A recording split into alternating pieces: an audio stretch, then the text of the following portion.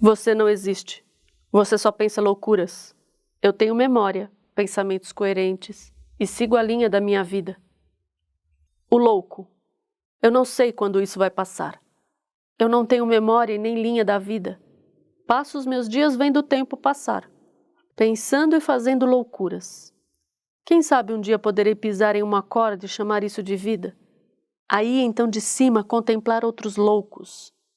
Se isso acontecer, ficarei olhando e então com certeza vou questionar se o que tenho é vida mesmo ou se a loucura é a vida. Que corda é essa que tento pisar para coordenar meus passos? No fundo, penso que é a invenção da humanidade, uma prova de corrida em que todos pisam continuamente para não cair. A queda pode resultar em muitos problemas. Um deles é a loucura. Loucura que dói e desalenta. Para muitos é motivo de escárnio e zombaria. Coitados, nunca caíram da corda e nem andaram nela direito. Isso tudo é muito misterioso. Mas eu já caí da corda.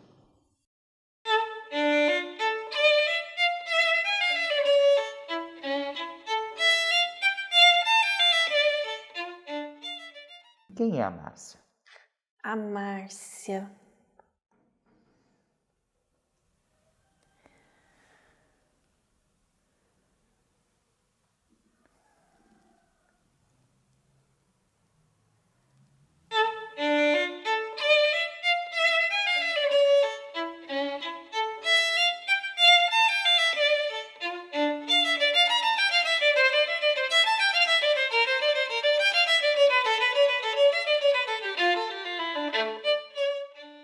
A identidade de um ser humano não é fixa, não é parada, não é? Eu vou dar um exemplo que eu dei num encontro que nós tivemos com a Faculdade de Direito lá em São Paulo. E a questão era a carteira de identidade. O que deve constar na carteira de identidade? Então eu disse, por exemplo, eu não era pai. Meu filho nasceu, eu virei pai. A minha identidade incorporou este fato histórico do nascimento do meu filho. Eu percebi que quando a gente é o mais novinho ali da casa, a gente já entra no contexto de todos, né? E no fim a gente acaba por não saber muito bem quem somos, né? Precisam acontecer coisas na vida pra gente se achar, pra gente acabar descobrindo o que gosta. É uma família de estudiosos, de professores, de cientistas, e pulsa aquela veia que a gente não sabe de onde vem. Eu sou diferente.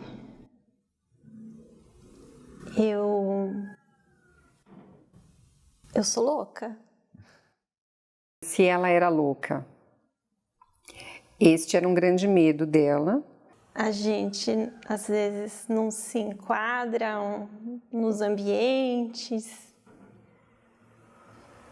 e parece que todos têm uma ligação, menos eu. Fica muito difícil usar a palavra louca, porque o louca envolve muito preconceito. E o louco, pelas características, dificilmente consegue se adaptar à vida, casar, ter filhos, ter profissão. Num momento da minha vida que eu estudava em outra cidade, eu era adolescente, eu era inteligente, eu fazia todas as coisas que um adolescente faz, né? As coisas normais. E eu comecei a não me interessar pela escola. Eu comecei a abandonar a minha vida, andar mais sozinha do que eu já era, né? Aquela pessoa desencontrada, do começo da história que precisa entender o universo ali. E em algum momento, por alguns motivos, né, eu comecei a não conseguir gerir de uma forma normal a minha vida. Eu passei um momento de não conseguir pensar, meus próprios pensamentos se foram, o que restou em mim foi uma intuição. É necessário acordar, é necessário ir à escola, é necessário tomar banho, é necessário se trocar. Já não existia uma energia motora na vida, existia a necessidade de viver. As pessoas em geral, às vezes elas não entendem, né? Confunde com preguiça, confunde com falta de foco, de rumo, de vontade. E eu comecei a falar, eu preciso de ajuda. Me levaram num terapeuta. E nossa, eu não entendia nada. O que eu estou fazendo aqui? Ele brigava comigo e eu não sei se ele falou para alguém interne. Um dia depois de tudo, uma festa, tal, em vez de vir para casa, eu fui para a clínica psiquiátrica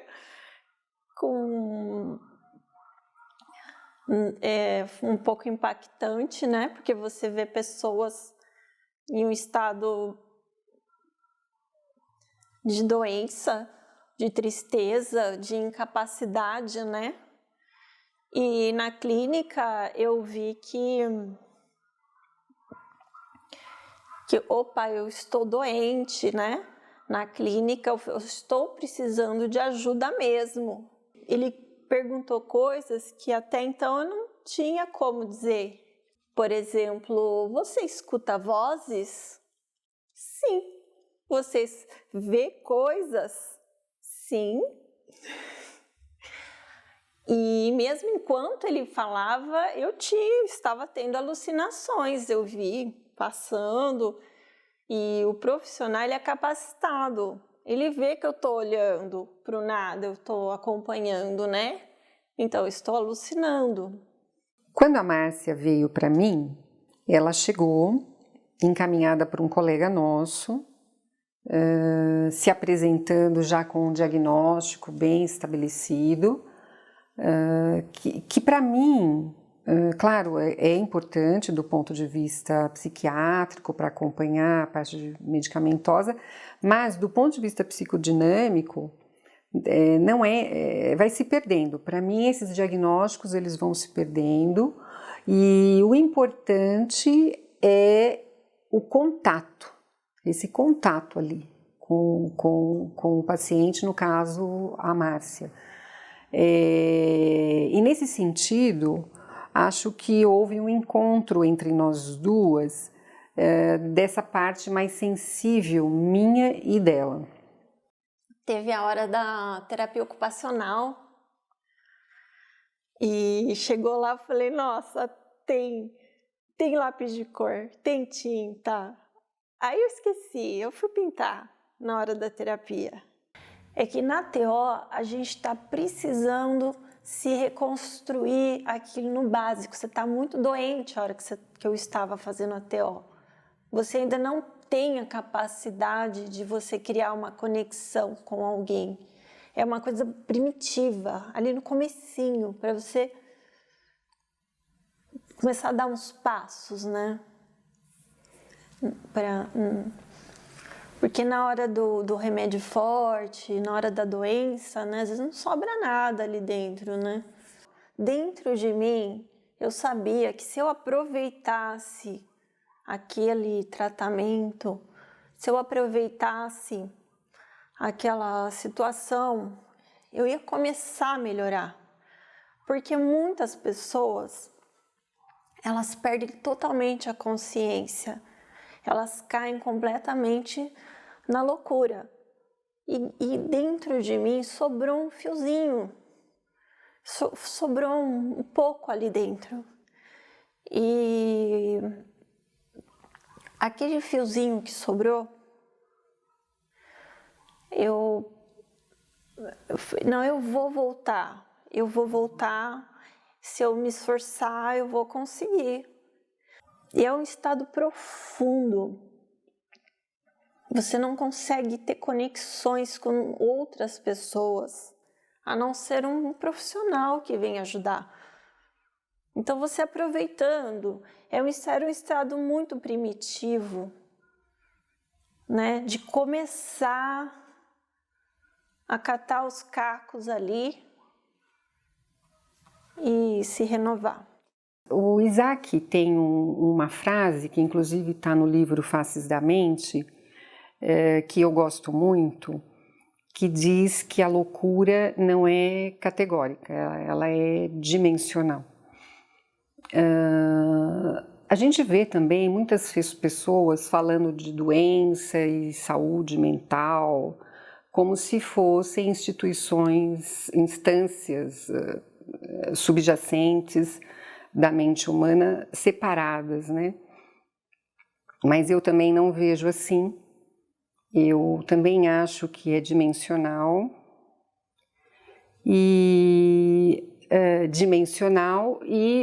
todos nós, em algum momento, vamos transitar entre normalidade e não normalidade. Eu me senti o saco vazio e a minha missão, a minha meta era uma reconstrução interna, né? Era uma reconstrução interna para tudo fazer sentido, para eu ter vontade de... As coisas básicas, né? A gente não consegue gerir o básico. Tomar um banho é difícil, trocar de roupa é difícil. Quanto mais tocar a vida, né? A Márcia, apesar de ter muitas características daquilo que é considerado loucura, ela conseguiu, a semelhança do Nash, não com tanto brilhantismo, mas com brilhantismo, ganhando concurso de arte, dando aulas, criando agora de uma forma afetiva a filha, ter uma vida onde ela consegue sobreviver. Então, essa separação entre loucura e não loucura, vamos tomar cuidado. Se reorganizar socialmente é uma coisa que... Eu não sei se por uma vocação ou por uma raiz religiosa ou da ciência, eu fui me reconstruindo, fui criando alicerces.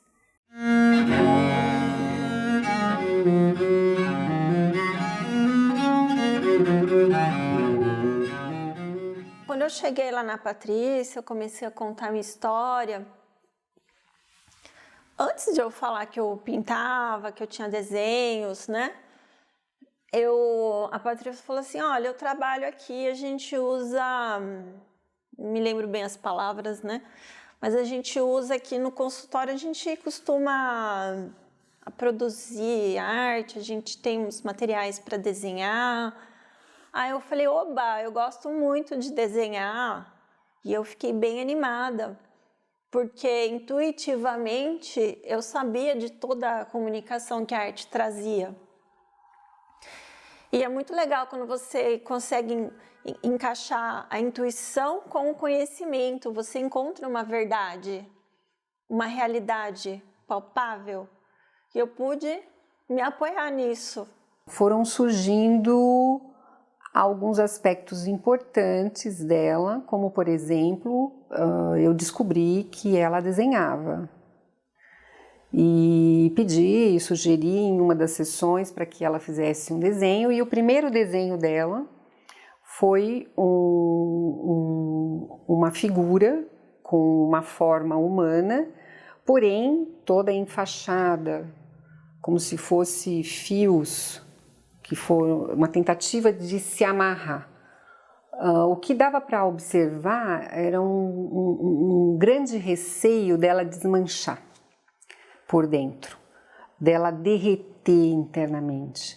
E, claro, o medo da loucura.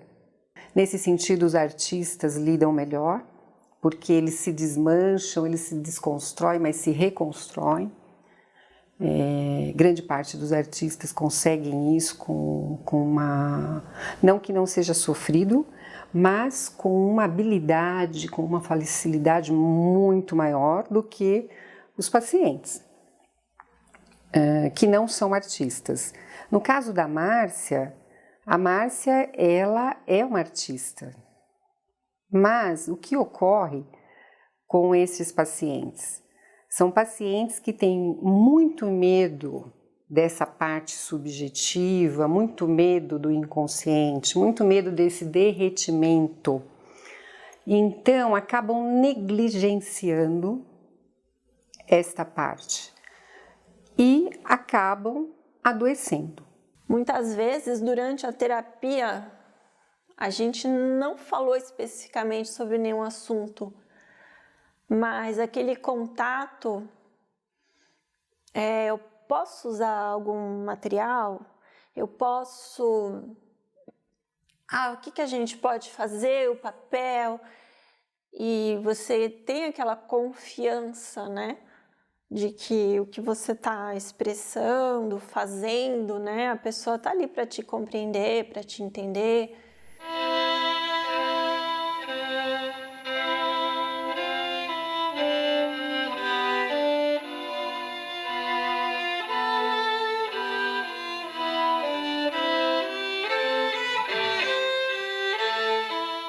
Se chama corrimão. Corrimão? É, corrimão. Porque quando a gente vai descer uma escada, a gente se apoia no corrimão. No caso, eu me apoio nos desenhos. Veja um artista como Egas Francisco, como ele transita. Isso aqui aconteceu, esses 3 esboços, numa única sessão. Os 3 esboços são flores. As flores, flowers e flores. Então, você vê uma movimentação interna muito grande, que em uma única sessão, você vê que as flores, elas têm aqui 3 momentos diferentes, mas todas são flores. Então essa aqui é uma flor, um vaso de flor com vaso mais estruturado, com mais cores, mais forma. Aqui ele caminha para esse derretimento que a Márcia tem muito medo, muito receio. E aqui também são flores, mas você pode observar que o vaso já não tem a mesma cor, a mesma forma. Já tem menos cores. Aqui as flores já estão derretendo e caminhando para umas flores que é um espectro. Aqui já perdeu a forma. Porém, aqui, neste momento, ele estava mais próximo de si próprio e mais distante de uma realidade externa, muito provavelmente, né? Então, essa habilidade que às vezes falta para os pacientes, né? De poder transitar. O paciente, quando chega aqui, ele se desespera, porque ele não sabe se vai conseguir voltar. Foi muito mais do que um desenho na terapia, né? Foi um mergulho profundo de uma forma bem positiva. Você conseguir entender que as cores, as formas trazem códigos, né? De sentimentos, de explicações, né? Os códigos que a pintura traz. E isso para mim era intuitivo, eu achava isso.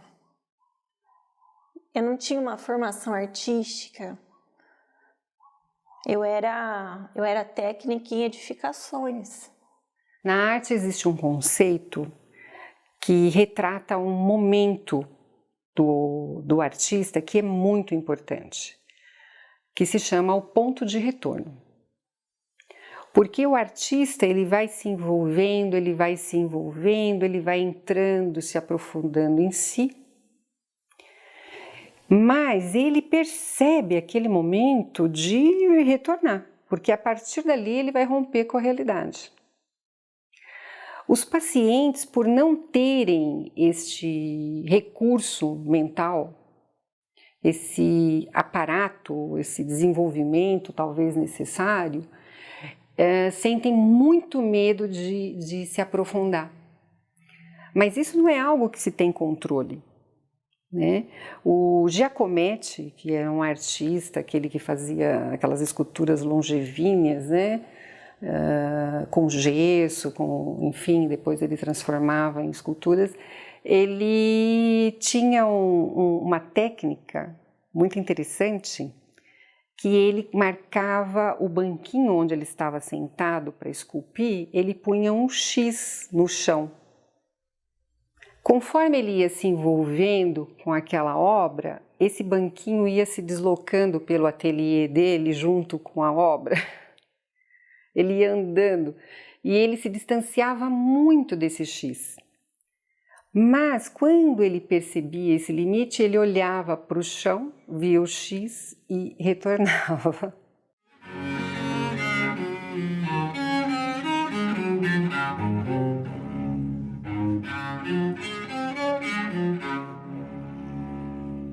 Quando a gente está pintando, a pintura traz códigos, né?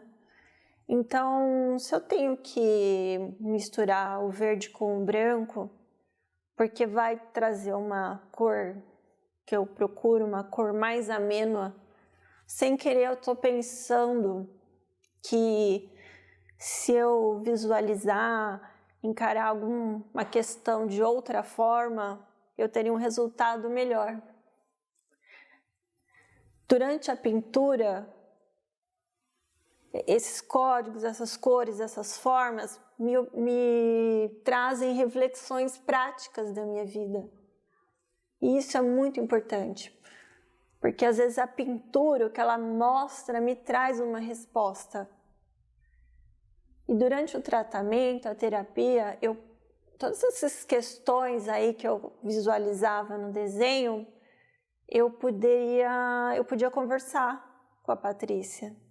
E aí iam surgindo os assuntos profundos que eu nunca tinha conversado com ninguém. A gente podia falar de coisas subjetivas. Quando eu falava de alguma coisa que parecia muito louca, de repente a gente tinha uma linha de raciocínio, de diálogo. Então eu já estava num estado melhor quando eu cheguei no consultório. Eu não fui buscar eles porque eu sabia do trabalho deles, que eu conhecia. Eu fui porque eu precisava procurar um médico, uma terapeuta. Eu fui lá. E resultou em tudo isso, nesse encontro. Eu fiz um experimento nos anos 70, 80, com pacientes esquizofrênicos absolutamente alheios ao ambiente. Você podia conversar, nada. Eram estátuas, catatônicos quase. Andavam, obedeciam. E eu notei, com técnicas neurofisiológicas, que a estimulação do sistema nervoso central deles, ao contrário do paradão externo, o preto estava se movimentando. Estava havendo vida dentro deles, mas estava contida. Não vinha para fora numa linguagem. Estudos recentes mostram, com técnicas de imagem muito mais complexos, indicam que pacientes esquizofrênicos têm essa movimentação enorme dentro deles, com uma entropia mais alta. Com isso eles ficam muito confusos com alteração, com alucinações, e de repente eles precisam se segurar numa ideia única para tentar se segurar numa parede, como se fosse um esqueleto, que são os delírios. Bom, então, essa movimentação é necessária para nós nos sentirmos vivos. A característica eu acredito, de pessoas criativas, artistas, cientistas criativos, é que eles têm essa movimentação intensa. Mas isso não foi ainda feito em experimento, ou em relação ao esquizofrênico, sim, que tem essa entropia enorme. Isso não foi feito em relação a pacientes, a indivíduos como Egas, Francisco, ou pessoas criativas, mas eu tenho a impressão que essa movimentação deve ser imensa. Só que eles conseguem organizá-la sob a forma de uma linguagem artística.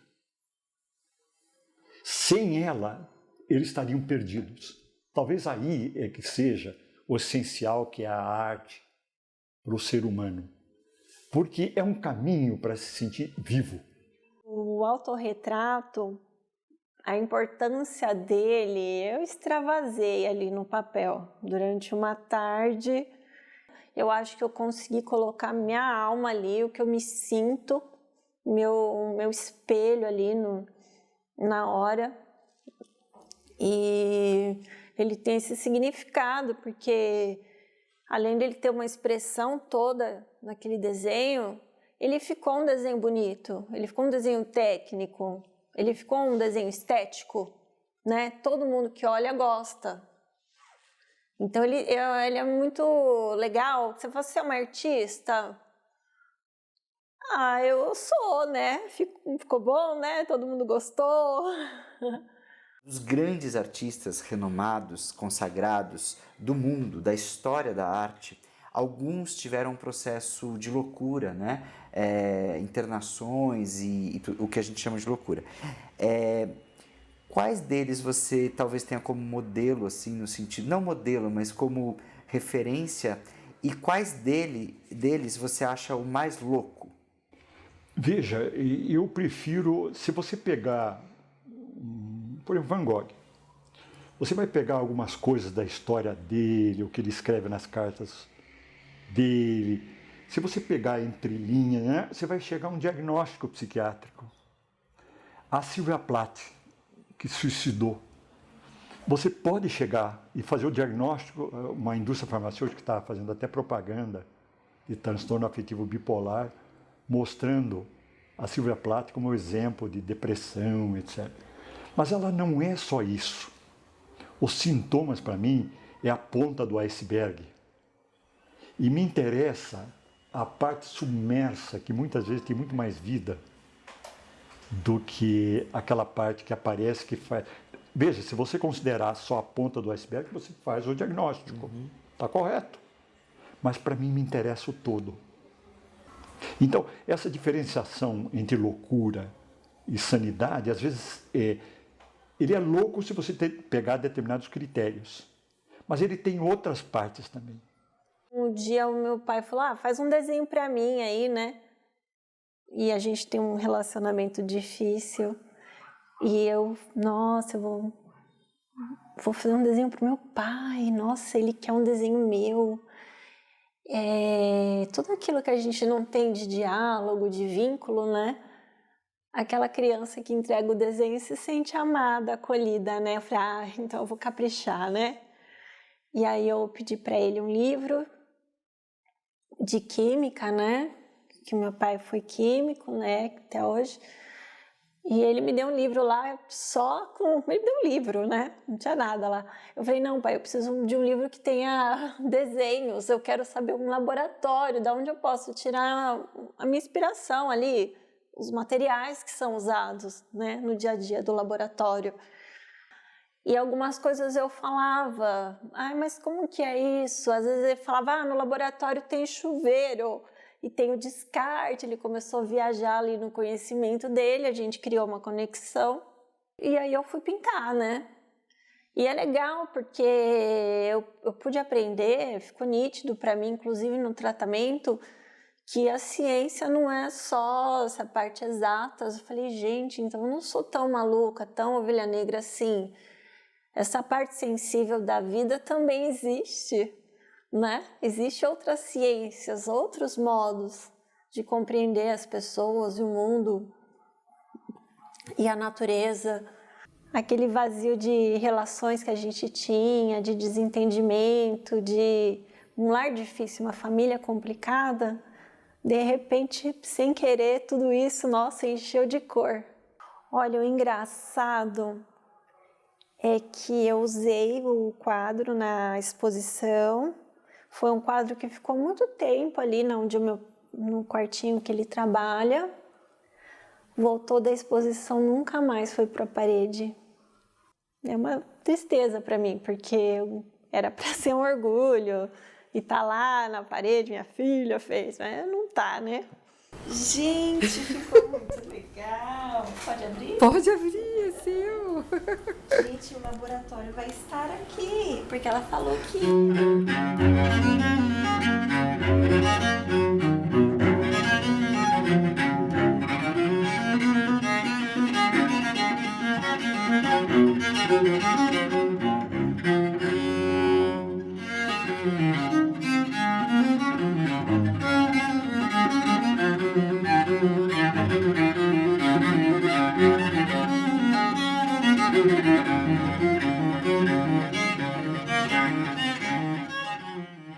Ela tem um quadro fantástico chamado Laboratório, em que tem vários apetrechos de um laboratório de química, mas lá no meio, bem inquieto, dois ratinhos, dois camundongos livres.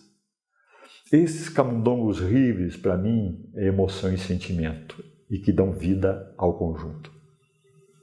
A bailarina foi outra obra de arte que naquele momento os traçados me vinham natural. Então eu fiz um cabelo maluco, ela dançando no espaço. Essa fruição assim me dá muito prazer até hoje, encontrar um universo e viajar dançando ali, né, nas pontas dos pés, né? Então a bailarina veio disso.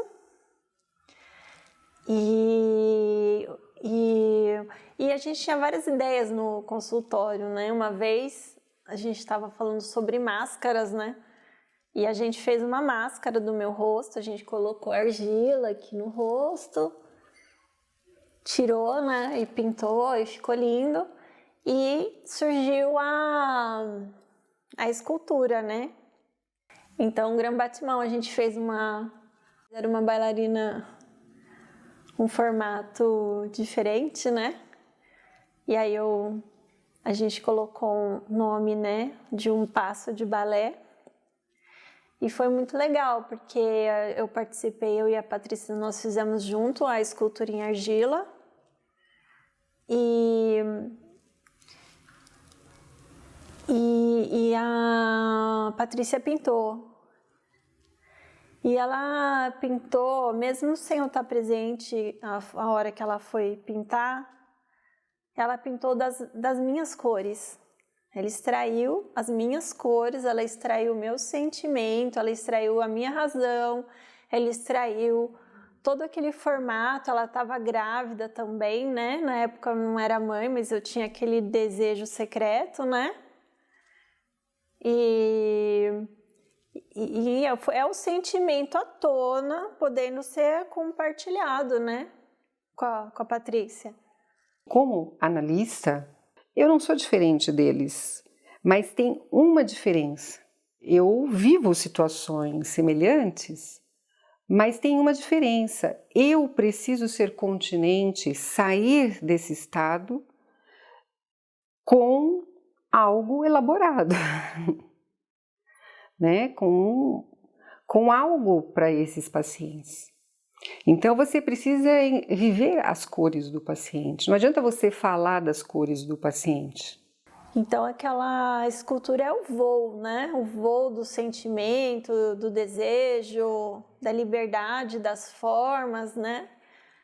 E a pintura, né, que foi feita depois, trouxe todo aquele significado. Então é aí que eu me encontro, porque na terapia, mesmo sem palavras, entre nós duas, todo aquele significado, né, se tornou real. Se eu compreendo e ela compreende, virou realidade. Virou realidade e ficou registrado na obra. O Raul Seixas fala que sonho que se sonha junto é realidade.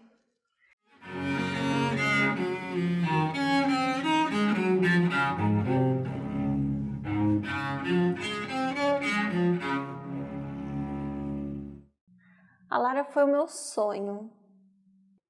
Como a vida foi difícil, nunca foi fácil, inclusive pela situação de doença, eu sabia que na vida eu ia estudar, eu ia trabalhar, depois de um tempo era eu me tratar.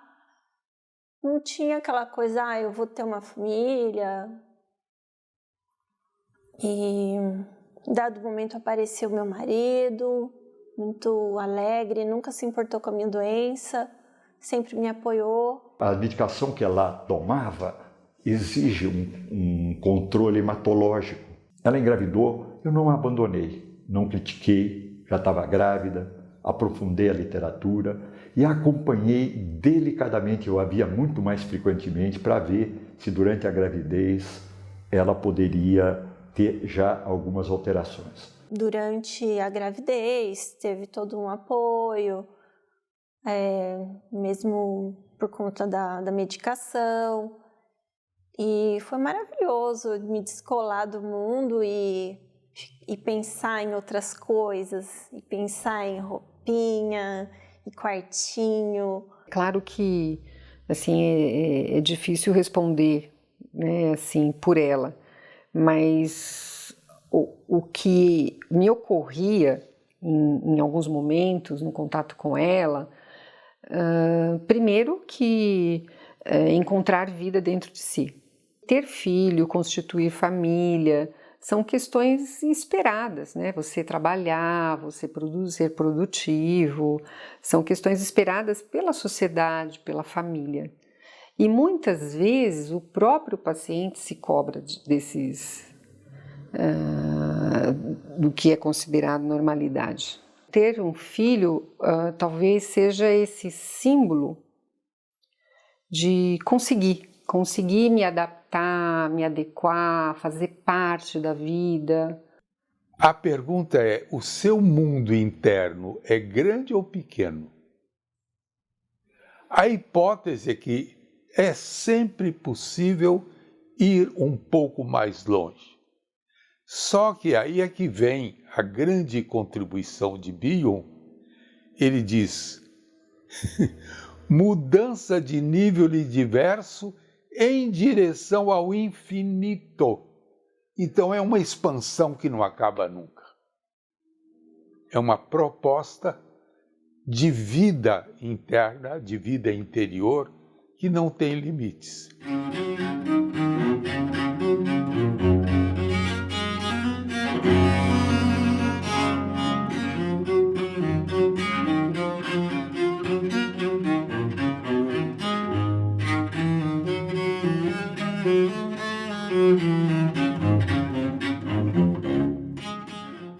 Não são só pacientes nessa exposição.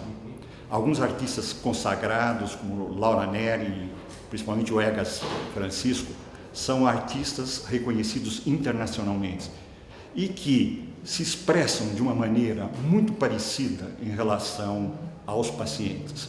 Muitas vezes os que vieram ver aquela exposição achavam que as obras desses artistas consagrados eram dos pacientes e vice-versa. Não houve ofensa, ninguém ficou ofendido com isso. Alguns pacientes pediram para colocar os nomes fictícios junto às obras. E uma, Ana Maria, o nome fictício, depois de vir aqui receber a solidariedade, vê que, na verdade, o preconceito, quando atinge a sensibilidade, não que seja somente um crime proibido, mas quando você percebe que nós todos somos humanos, há um caminho comum a percorrido. E ela já pediu para a nossa próxima exposição em São Paulo, lá na Livraria Cultura, a parte de arte, ela fez questão de colocar o próprio nome, sem nome fictício. Eu costurei o figurino com muito esforço, o pensamento já era uma coisa penosa para mim, né? O fato da concentração, do trabalho, já era uma coisa penosa, mas mesmo assim foi feita essa construção, foi feito o espetáculo e aquele significado subjetivo. Eu tinha a intuição, eu tinha a subjetividade e por mais que tenha havido o espetáculo, eu não encontrava sentido. E em terapia eu mostrei uma foto o figurino virou uma obra de arte, né? Virou um quadro, uma exposição. E logo a Patrícia teve aquele insight, né? Aquela coisa parecida com o Bispo do Rosário, né? Que eu queria vestir o figurino para sair dançando, né? E o Bispo do Rosário queria entrar no reino dos céus, que para mim é um pouco a mesma coisa, né? Quando você entra ali na felicidade, a gente acredita que é um pedaço do céu, né? Minha relação com o Isaac e com a Patrícia, ela se deu pelo simpósio de psiquiatria que eles estavam desenvolvendo em Campinas. Eles estavam em busca de um artista que pudesse interpretar o que eles traziam nos livros deles, né? Nas pesquisas que eles faziam com os pacientes. E foi interessante, porque eu já mantinha uma pesquisa parecida, que trazia esse universo da loucura. Só que com eles foi interessante que eu tive um embasamento muito maior, né? Através das leituras dos livros dele e tudo mais. Foi aí que eu chamei a Kalina, que é uma amiga que eu já trabalho bastante tempo, que ela também é atriz e bailarina, né? E foi com ela que a gente foi começando a tecer, foi começando a relacionar os livros e trazendo a nossa técnica, né? A nossa pesquisa corporal. No Império da Loucura, que era o espetáculo que eu já havia pesquisado esse tema, eu trazia uma estética que eu usava tintas para dançar, que foi o que eu e a Kalina acabamos trazendo também para a pesquisa que a gente fez em cima dos trabalhos do Isaac e da Patrícia, né? A gente usou a tinta que a gente viu muito no Faces da Mente, que é um dos livros que a gente pesquisou. Tinha algumas pinturas dos pacientes que ficavam traziam muita, como eu posso me expressar? Enchia os olhos, sabe? Era interessante representar aquela pintura que a gente via ali no livro corporalmente. E através da tinta a gente conseguia trazer essa impressão que a gente teve ao ver o livro, né? Ao ver as imagens que os pacientes desenvolviam nas sessões com a Patrícia e o Isaac. Lendo, a gente encontrava semelhanças com a gente, sabe?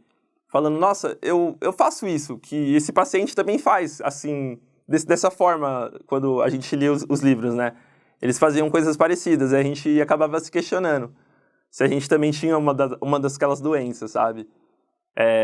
E isso aproximou a gente desse universo que foi super importante para a gente conseguir desenvolver o trabalho que a gente fez lá no simpósio de psiquiatria, né? E a gente queria uma pessoa que tivesse condições de representar essa parte mais louca, mais desorganizada, talvez mais criativa. Não é qualquer artista que consegue desempenhar esse papel. Isto ficou claro nos ensaios. O artista, ele tem que ter isso dentro dele também, talvez por isso que o Matheus Pamplona se identifica tanto com o Rafael da subjetividade na esquizofrenia, nos momentos que ele se desorganiza, mas aí está a diferença, né, de um paciente e um artista. O artista, ele põe isso para fora. Ele põe essa desorganização, ele dá uma linguagem para isso, ele expressa isso. E então ele vai se reorganizando com isso. Nós tivemos três apresentações, 3 performances, né? O primeiro, que foi o Matheus Pamplona, ele trouxe apesar de ser uma interpretação, ele trouxe a desorganização, os cacos ali quebrados, o dessignificado, o sem contexto e realidade. Ele trouxe o caos na nossa mensagem. A Kalina trouxe o que não pode ser dito, o que teve que ficar em silêncio, o não achar, o não se encontrar, dizer. Como que a gente vai falar sobre o caos interno? Como que a gente traz as palavras? os meios. Como que a gente traz isso? A verdade que a pessoa traz dentro de si, subjetivo. Então, eles trouxeram por meio das apresentações e eu trouxe a realização, a maternidade e o delírio na arte, no figurino, na escolha da música. A Kalina, que era a pessoa que estava ensaiando com ela e tudo, as coreografias, trouxe várias músicas, elas conversavam muito sobre as músicas, nada servia. Até que um dia, em sessão de análise, eu e ela ouvindo algumas músicas, ela se identificou com uma que depois nós fomos descobrir que era um músico que tinha passado por um processo muito parecido com o dela, e ele transformou os sons que ele ouvia em uma letra de música. Esse foi o ponto talvez mais importante, que houve um encontro da bebê com a mãe. O Winnicott fala que é muito importante o ato, o momento que o bebê se vê dentro do olho da mãe. Não se sabe se o que o bebê vê é uma luz ou um borrão. O importante é que o bebê sinta a presença dele dentro da mãe.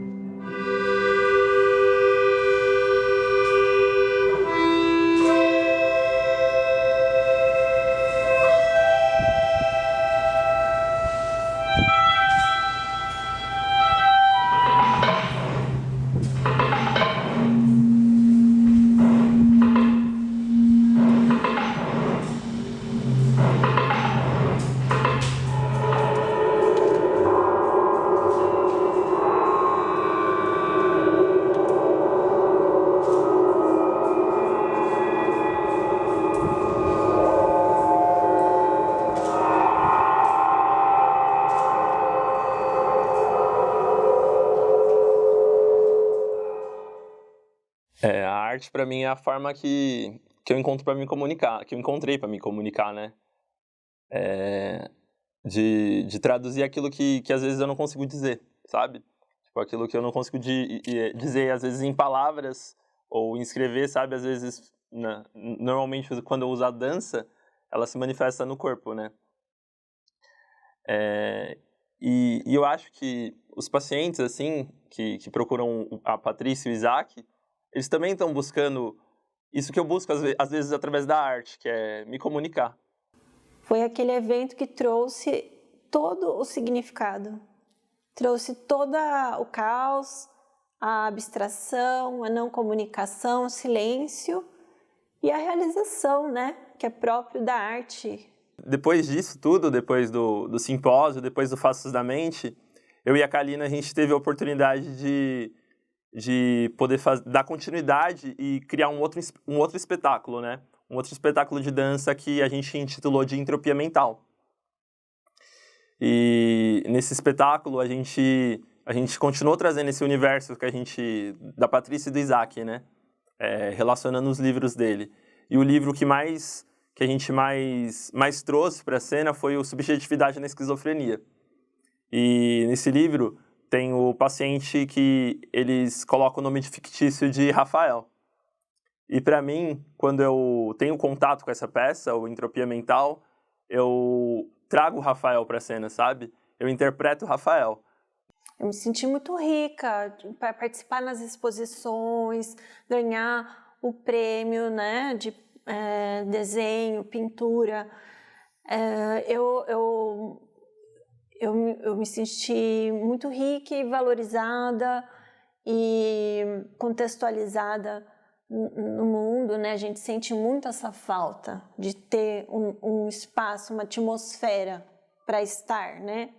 Porque, né, ao invés de se sentir excluso, né, a gente se sente ali no contexto.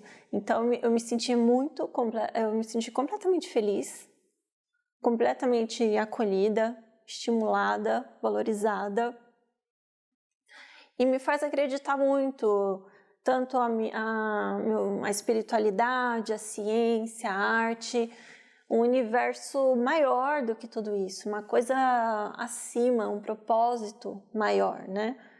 Aquele sentimento de que valeu a pena sofrer, lutar, estudar e recobrar, né, as emoções. O que é o infinito? É um ponto que se expande em todas as direções. Por que eu fiz esse gesto? Porque uma outra fantasia é alguém querer desenhar o infinito assim. Se você faz assim, você prende o infinito. Aí vem, não é, o Einstein e fala da relatividade. Qual é o centro do infinito para a Adriana? O centro do infinito para mim é onde eu estou. Teoria da relatividade em física. Meu Deus, quando eu entendi isso, falei, mas é genial. Como é que o Bion diz isso? Numa fórmula bonita, de cá para ó. Ou dito numa linguagem talvez simples, daqui para o infinito. Mas esse vazio que caracteriza tanto determinadas etapas da vida, eu nunca tive essa sensação de vazio. Eu tinha a sensação de não saber exprimir o que passava comigo. A arte, para mim, é uma liberdade do raciocínio, de você poder pensar como quer e mostrar isso. De alguma forma consagrou. Veja, você concorreu Um caminho. com 6.000 obras. 6.000 obras. Você é normal? Eu acho que, às vezes, quando é muito necessário. Acho que eu engano bem. Não, nunca escutei vozes.